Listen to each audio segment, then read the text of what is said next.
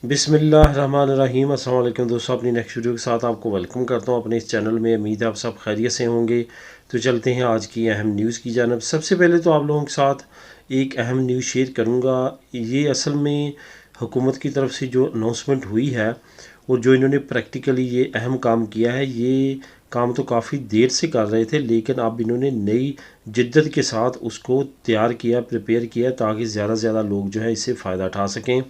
इस पे डिटेल के साथ बात करेंगे और आपको बताऊंगा आप किस तरह से इससे फ़ायदा उठा सकते हैं।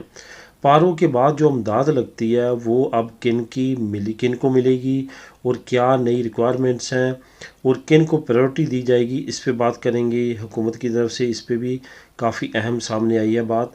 उसके बाद ट्रक लाइसेंस या बस का लाइसेंस अगर आप करना चाहते हैं तो उसके लिए काप की ज़रूरत होती है। तो काप जो है वो फ्री ऑफ कास्ट किस तरह आप तैयारी कर सकते हैं, वो एक अहम जो है न्यूज़ और अहम लिंक आप लोगों के साथ लेके आया हूँ, जो आप लोग उसको इस्तेमाल करके फ़ायदा उठा सकते हैं।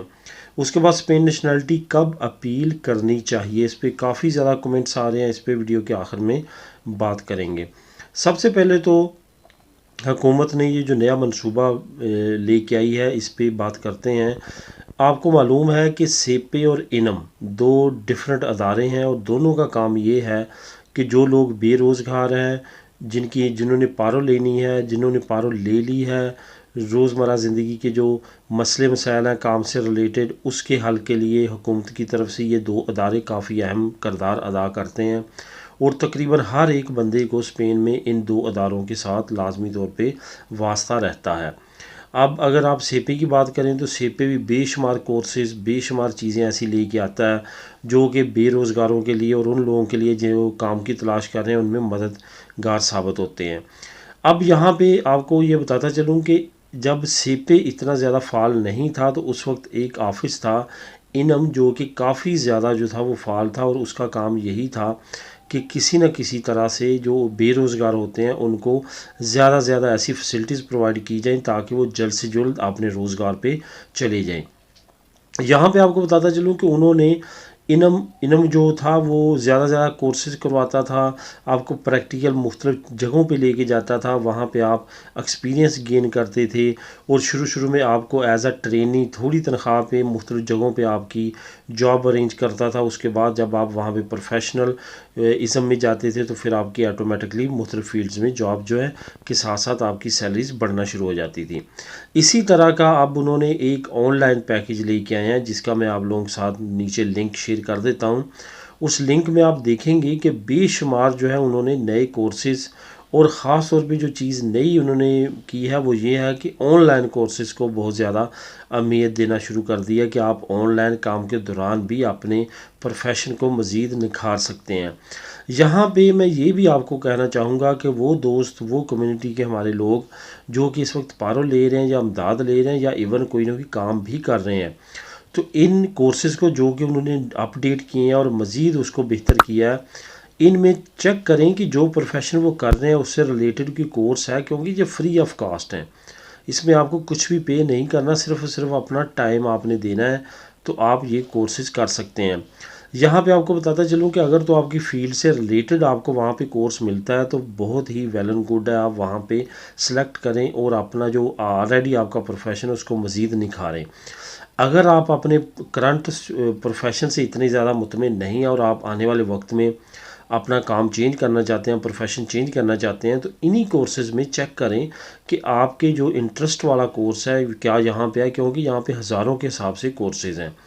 नीचे जाएंगे, सबसे पहले जब आप इस पेज को खोलेंगे तो यहाँ पे आपका एरिया आएगा, आपने वहाँ पे एरिया सेलेक्ट करना है। फॉर एग्ज़ाम्पल मैं बारसोना रहता हूँ, मैं बारसोना सेलेक्ट करूँगा। बारसोना के बाद आपने अपनी रिहाइश के करीब तरीन सेंटर्स तलाश करने हैं, वो क्लिक करेंगे तो उस सेंटर में जो कोर्सेज़ हो रहे हैं ख़ुद जाके करने वाले वो भी आ जाएंगे। अगर आप ऑनलाइन करना चाहते हैं तो वो तो बेशुमार, आप किसी जगह पे भी किसी सेंटर का भी सिलेक्ट करके कर सकते हैं जो आपको कोर्स पसंद आए। फिर आपको बताता चलूँ कि हज़ारों की तादाद में कोर्स हैं जिससे आप ये फ़ायदा उठा सकते हैं और लाजमी तौर पे ये फ़ायदा उठाना चाहिए। पारों के बाद अब अमदाद किन को मिलेगी, यहाँ पे आपको कुछ कानून के बारे में बताता चलूँ जो इन्होंने नई अपडेट्स की हैं कानून में। सबसे पहले तो आपको ये बताता चलूँ कि आप का जो इनम में जो सुख का दफ्तर है वहाँ पे हाज़िरी जो 3 महीने बाद आप लगाते हैं कि मेरे पास जॉब नहीं है, वो लाजमी कंटिन्यू रहनी चाहिए, वो आपने बंद नहीं करनी अगर पारों के बाद किसी तरह की भी आप हुकूमत से सपोर्ट चाहते हैं। उससे ये होता है कि हुकूमत को मालूम होता है इस बंदे के पास जॉब नहीं है लेकिन ये तलाश में है, क्योंकि सुख का ऑफिस यही काम करता है, आपके लिए जॉब तलाश करता है, आपको अमूमन भेजता रहता है ये कर लें ये कर लें, आगे करना ना करना आपका, लेकिन उनका काम है आपके लिए जॉब्स की तलाश करना। वहाँ पे इंदराज करवाना ज़रूरी है और लाजमी है। उसके बाद आपकी पारो सारी ख़त्म हो चुकी होनी चाहिए। उसके बाद अगर आपकी फैमिली यहाँ नहीं है, आप पे डिपेंड नहीं करती, तो फिर कम से कम 1 साल कॉन्ट्रैक्ट आपका चला होना चाहिए।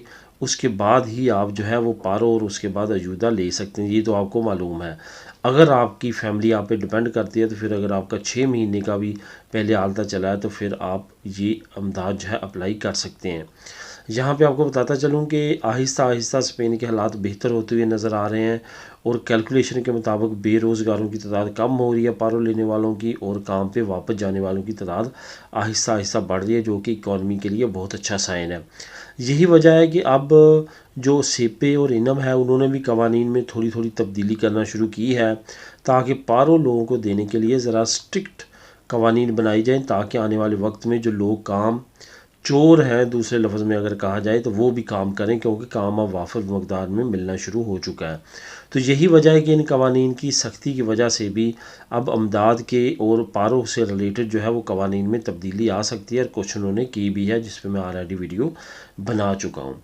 तो इसका लिंक भी आपको नीचे डिस्क्रिप्शन में मिल जाएगा, वो भी आप क्लिक करके रीड कर सकेंगे। और अब बात करते हैं ट्रक लाइसेंस की फ्री तैयारी की।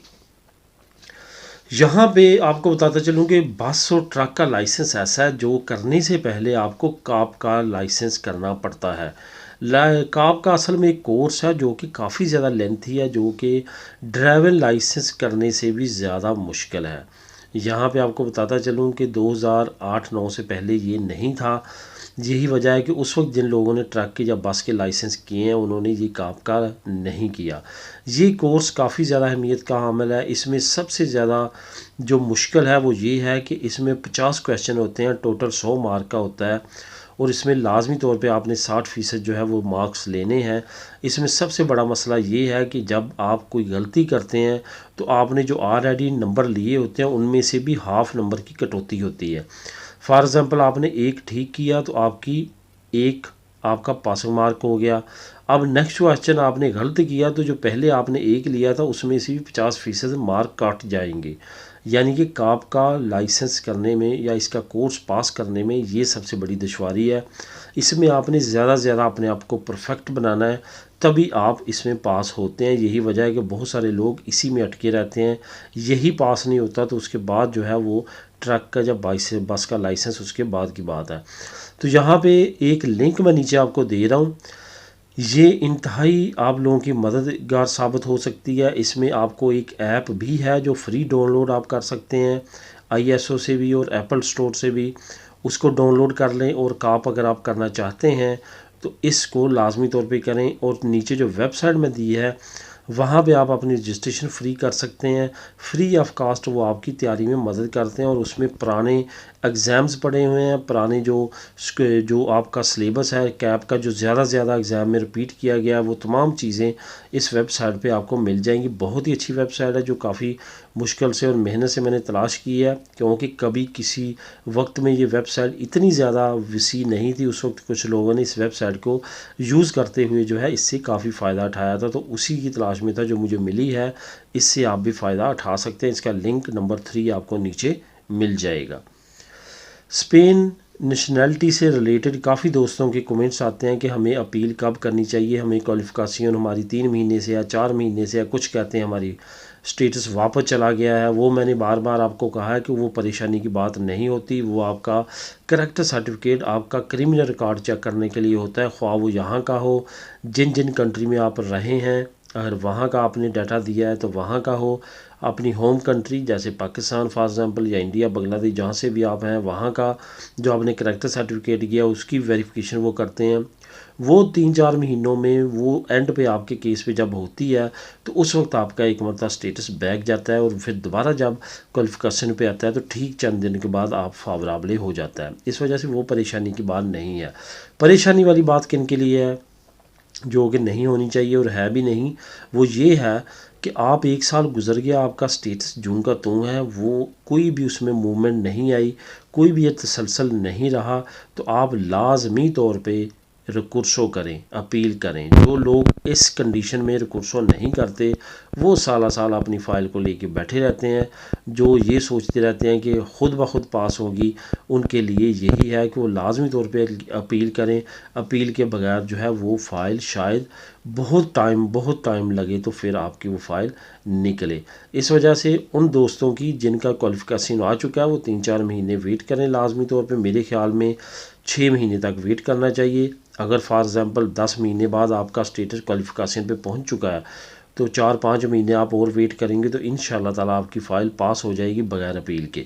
लेकिन वो लोग जिनका 1 साल हो गया, 10 महीने हो गए, क्वालिफिकेशन वहीं पे रुकी है, आपको मालूम है साल से पहले तो आप अपील ही नहीं कर सकते, तो फिर वो लाजमी तौर पे कोताही ना करें, वो लाजमी तौर पे अपील करें ताकि उनकी जो नेशनलिटी है वो एज सून एज अर्ली पास हो। तो दोस्तों ये थी आज की अहम न्यूज़ और इन्फॉर्मेशन। मिलेंगी नेक्स्ट वीडियो में। अल्लाह हाफिज़।